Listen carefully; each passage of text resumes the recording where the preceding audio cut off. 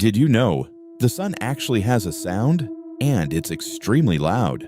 So, why can't we hear it here on Earth?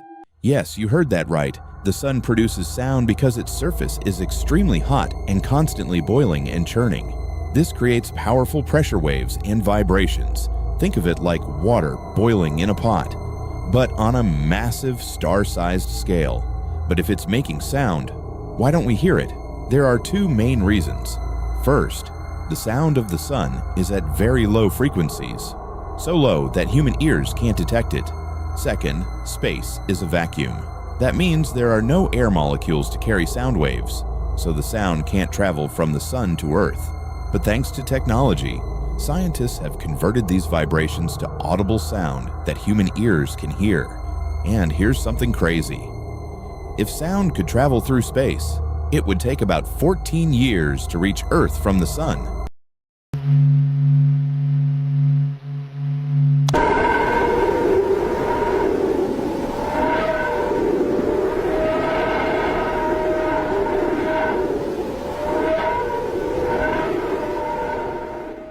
Like and subscribe for more content like this.